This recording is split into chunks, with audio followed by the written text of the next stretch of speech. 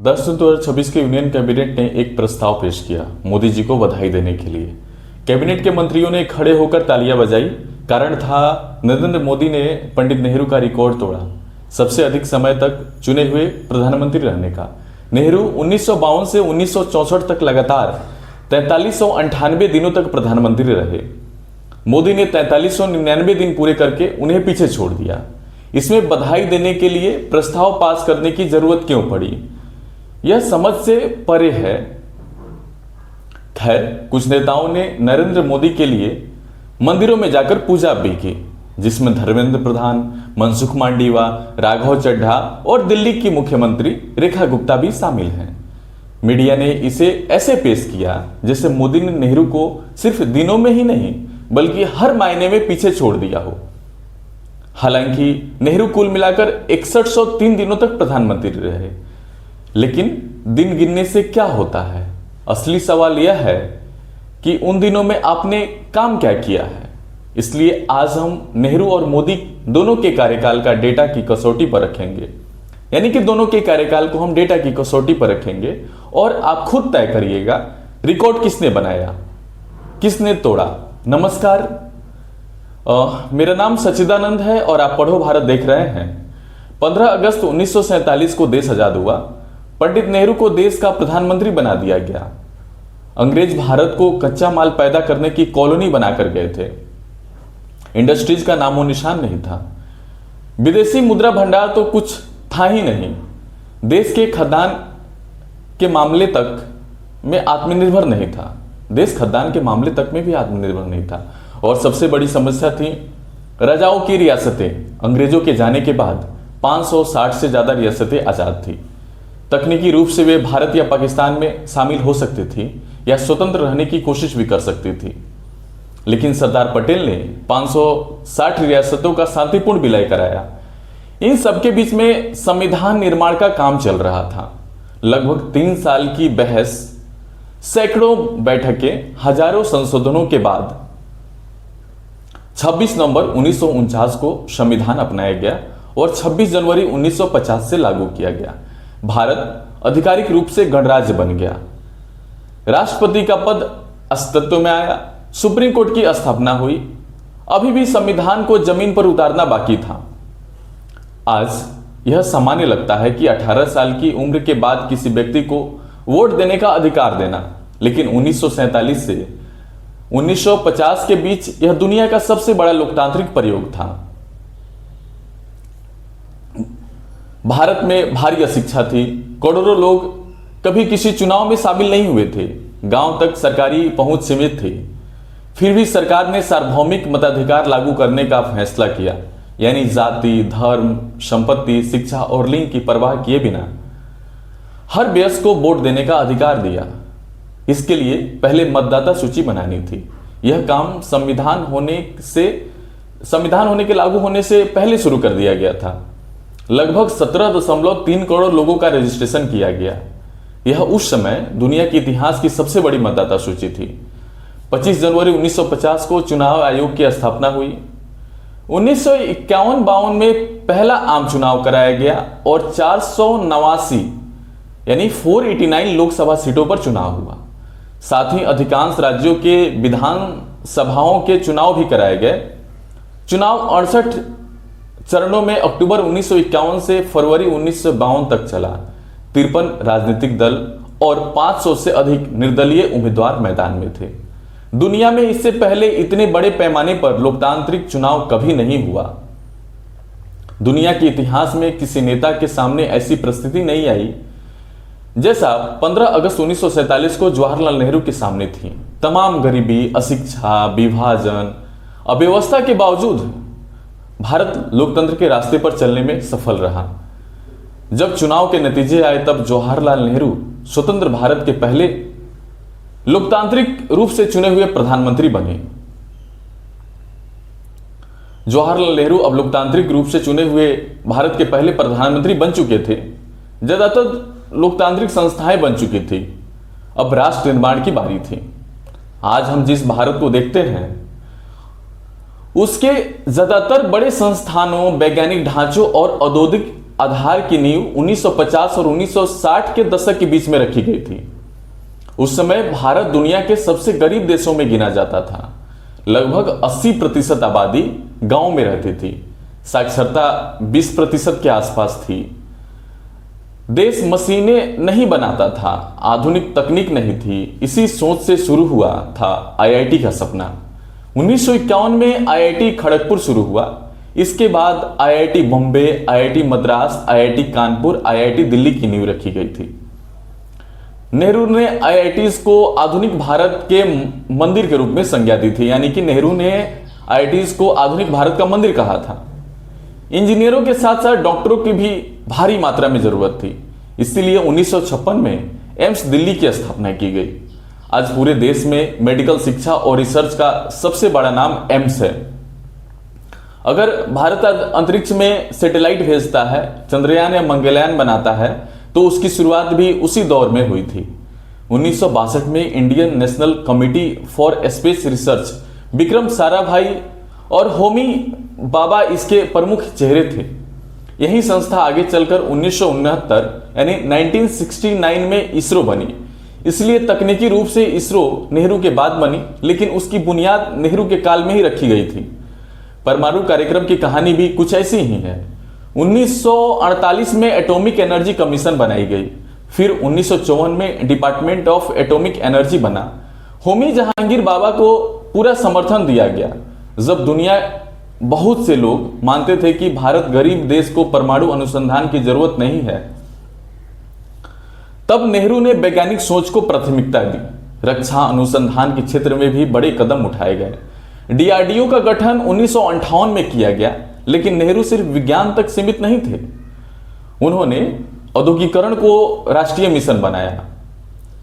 उनका मानना था कि अगर भारत मशीनें नहीं बनाएगा तो हमेशा दूसरे देशों पर निर्भर रहेगा। इसलिए भारी उद्योगों पर जोर दिया गया। Bhilai steel plant, Rourkela steel plant और ध्रुव स्टील प्लांट बनाए गए। इसी दौर में Bharat heavy electricals limited, well oils और natural gas commission ONGC, India oil, heavy engineering corporation HC, Bharat electronics जैसी संस्थाओं को विकसित किया गया।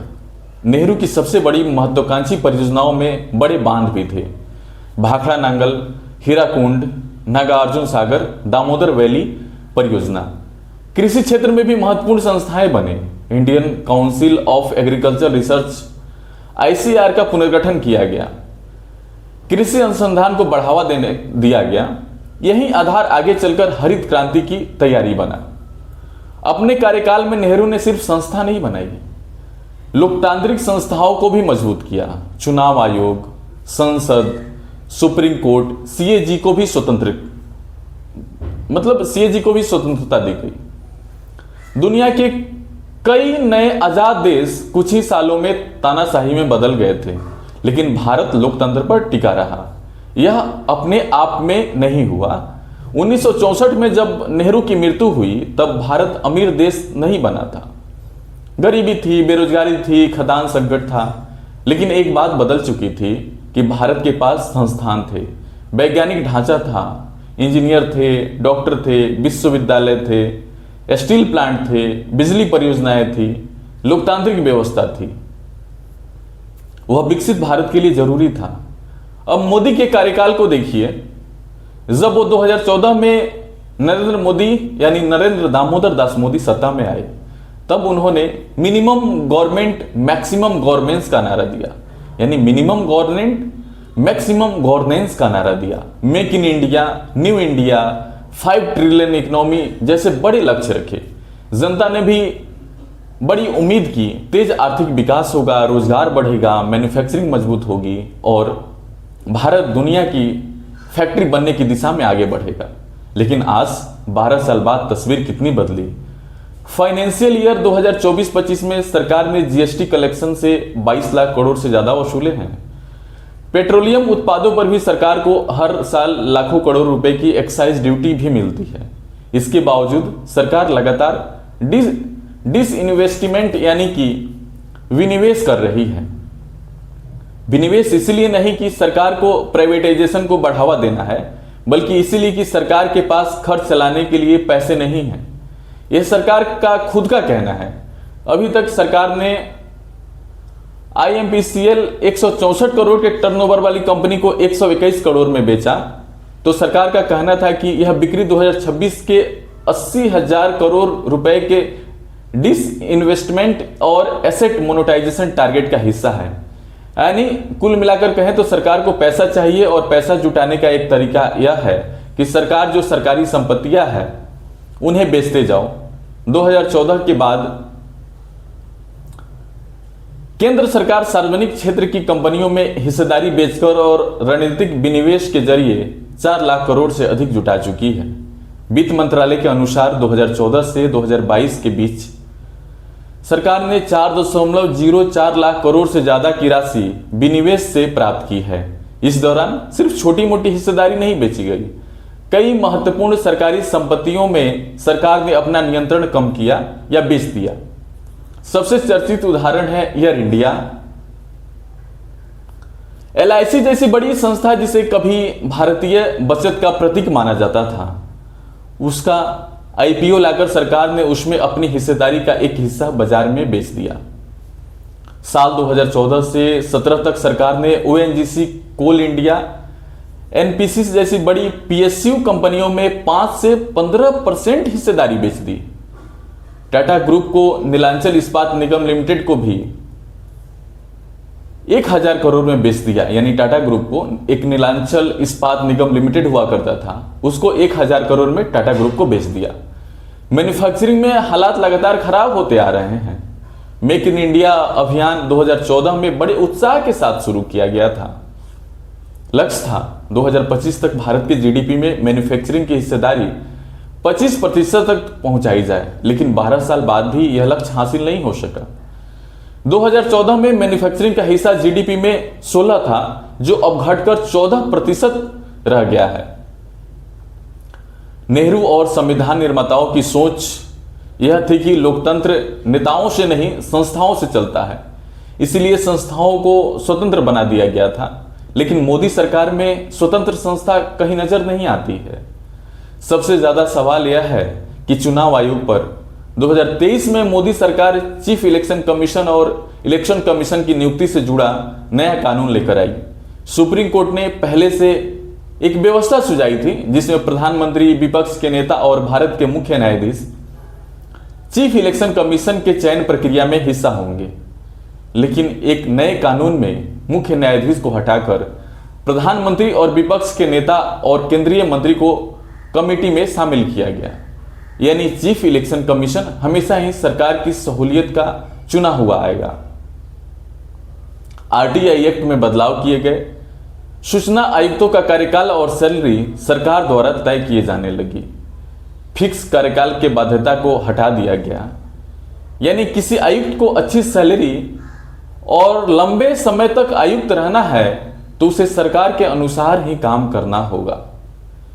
CBI, ED की स्वतंत्रता पर भी सवाल है।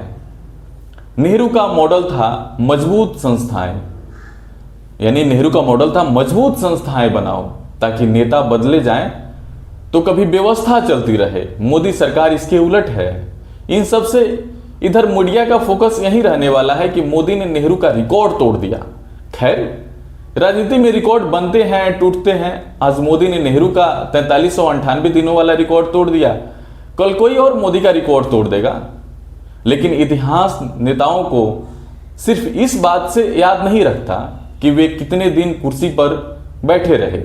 इतिहास यह देखता है कि जब वे कुर्सी पर बैठे थे तब उन्होंने देश के लिए क्या छोड़ा। नेहरू के समय भारत गरीब था, बटा हुआ था, संस्थान नहीं थे। फिर भी उन्होंने संस्थाएं बनाई, वैज्ञानिक ढांचा खड़ा किया, लोकतंत्र की नींव रखी। एक ऐसा सिस्टम छोड़कर गए जो उनके जाने के बाद भी चलता रहा। मोदी के समर्थक कहेंगे कि उन्होंने हाईवे बनाए, डिजिटल इंडिया बनाया, UPI दिया, लेकिन सच्चाई यह है कि संस्थाएं कमजोर हुई है, निजीकरण बढ़ा है, सबसे ज्यादा सामाजिक ध्रुवीकरण, और यह देश के लिए सबसे खतरनाक है। लेकिन फैसला न मैं करूंगा, ना कोई नेता करेगा, ना आप करेंगे। फैसला तो इतिहास करेगा। धन्यवाद। यदि हमारे चैनल आप सभी को पसंद आता है तो लाइक, सब्सक्राइब और शेयर करें ताकि हमारा वीडियो बनाने का मोटिवेशन बना रहे। Thank you.